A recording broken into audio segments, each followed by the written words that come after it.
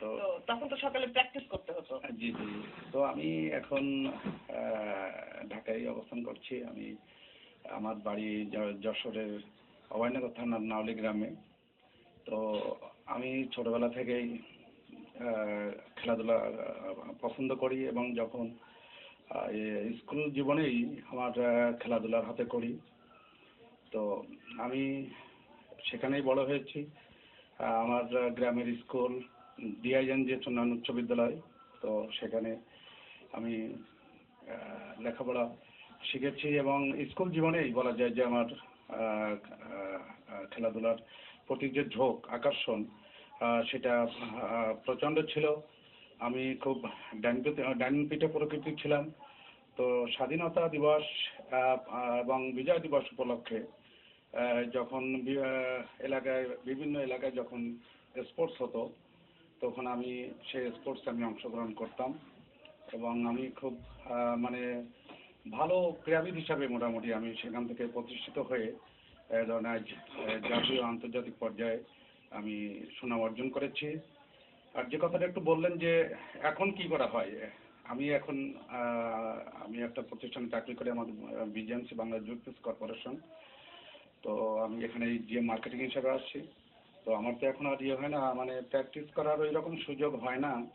তো আমি স্পোর্টস সাইডটা আমি দেখাশোনা করছি, মেনলি মার্কেটিং যদিও আছি। তো আমার স্পোর্টসটাই ইয়েটাই আমাকে দায়িত্ব দেওয়া হয়েছে।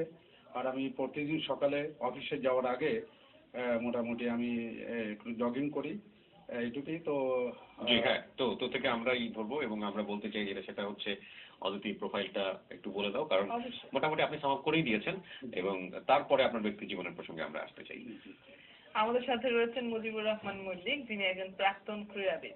৮০ দশকের এই অ্যাথলেট জাতীয় পর্যায়ের পাশাপাশি আন্তর্জাতিক পর্যায়েও দেশের জন্য গৌরব বয়ে এনেছেন। বিভিন্ন ইভেন্টে অংশগ্রহণ করলেও সবচেয়ে বেশি সাফল্য এসেছে লং জাম্প এবং ট্রিপল জাম্পে।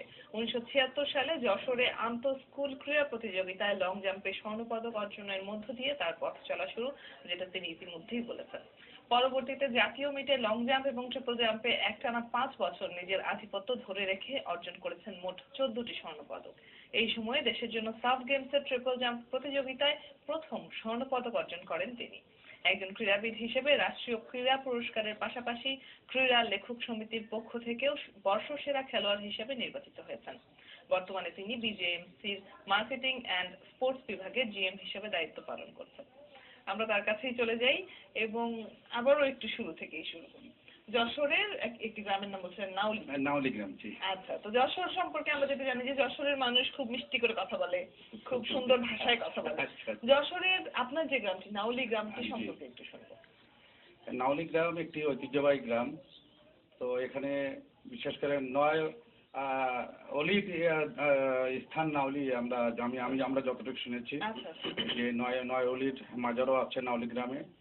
তো নাউলি গ্রামের সব থেকে বেশি যে ইয়েটা সেটা হলো যে এখানে লেখাপড়ার ইয়েটা ভালো, খুব সুযোগ সুবিধা আছে এবং এখানে অনেক ক্রীড়াবিদ নাউলি গ্রাম থেকে জাতীয় এবং আন্তর্জাতিক পর্যায়ে অংশগ্রহণ করেছে। তো এটা সাংস্কৃতিক দিক দিয়ে নাউলির ঐতিহ্য রয়েছে। চমৎকার। না থাকে না যে একজন মানুষের শৈশবে যখন মানুষ অবচেতন মনে ফিরে যায়, সেই সময় দেখা গেল যে গ্রামের প্রকৃতির কোন একটা বিশেষ অংশ হয়তো মনে পড়ে যায়, কিংবা দেখা গেল যে শৈশবের কোন এক বন্ধুর কথা হয়তো বা খুব মনে পড়ে যায়, স্কুলে যাওয়ার সময় হয়তো একটা মজার স্মৃতি আছে, কিংবা শৈশবের এমন কোন স্মৃতি যেটা হয়তো আপনার মনকে অনেক প্রফুল্ল করে তোলে। আমরা ঠিক সেই ধরনের কথাগুলো জানতে চাচ্ছিলাম যে গ্রামটাকে প্রকৃতিগতভাবে এবং মানুষের দিক থেকে সেই শৈশবে কিরকম দেখেছেন। গ্রামে ধরেন কি বলতে পারি যে যখন আমরা খেলাধুলা করেছি, ধরেন আমাদের অনেক বন্ধু ছিল। তো বন্ধুদের সঙ্গে অনেক আড্ডা করেছি, ধরেন দৌড়ঝাঁপ করেছি, পুকুরে সাঁতরিয়েছি, তারপর খেলার মাঠে গিয়ে খেলাধুলা করেছি। বকাঝকা করেন? হ্যাঁ জি, বকাঝকা করতো, আব্বা মা বকাঝকা করতো, যারা বড় ভাই ছিল বড় ভাইয়েরাও বকাঝকা করতো। তারপরও মোটামুটি ডান পিঠে ছিলাম আর কি সবসময়। শুধু যে লেখাপড়া করছি তা না, লেখাপড়া করেছি তা না, লেখাপড়ার পাশাপাশি দেখা যাচ্ছে যে খেলাধুলার দিকে বেশি মানে আকর্ষণ ছিল, যার জন্য খেলাধুলা নিয়েই মোটামুটি সবসময় মেতে থাকতাম। আর দুষ্টমি তো বন্ধুদের সাথে ছিলই। স্বাভাবিক। জি আমরা এরকম শুনেছি যে আপনি খেলাধুলার প্রতি আকৃষ্ট ছিলেন বটে, জি, কিন্তু জি। আপনি লেখাপড়ায় কখনো ছাড় দিতেন না। জি লেখাপড়া আমি একটা জিনিসই বুঝতাম যে শুধু খেলাধুলা যেহেতু আর কিছু হবে না, ভবিষ্যতের কথা চিন্তা করতাম। তো যার জন্য এটা চিন্তা করতাম যে অন্তত লেখাপড়া শিখলে অন্তত ভালো পোস্টে চাকরি করতে পারবো। আচ্ছা, তো সেই জিনিসটা আমার ক্ষেত্রে হয়েছে। কয় ভাই বোন ছিলেন? যে আমরা 7 ভাই 1 বোন। সবার বড় আপনি? না আমি চতুর্থ। চতুর্থ। জি বাবা কি করতেন? বাবা কৃষক ছিলেন। তো গ্রামে থেকে একজন কৃষকের পরিবারের সন্তান হয়েও আপনার মধ্যে এই যে চিন্তাটা ছিল যে জি লেখাপড়াটা ঠিকভাবে শেষ করতে হবে, কারণ ভালো চাকরি করতে হবে, জি এই বোধটা কিন্তু আসলে দেখা যায় না সাধারণত জি ছোটবেলায়। ওই এই জিনিসটা আমার ভিতরে ছিল। আর আমার সিনিয়র মানে ইয়ে ছিল, আমার ভাইয়েরা ছিল যারা আমাদের গ্রামেরই বড় ভাইয়েরা, তো তারাও খেলাধুলা করতো। তো তাদের দেখে মোটামুটি কিন্তু আমি অনুপ্রাণিত হই খেলাধুলা ইয়ে করার জন্য, আসার জন্য। কিন্তু তাদের আমি খুব ভালো ইয়েতে দেখি নাই।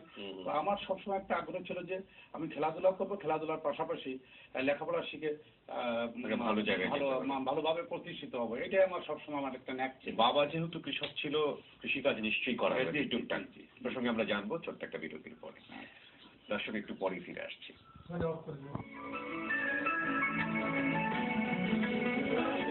export বেশি তখন এখন দিয়ে না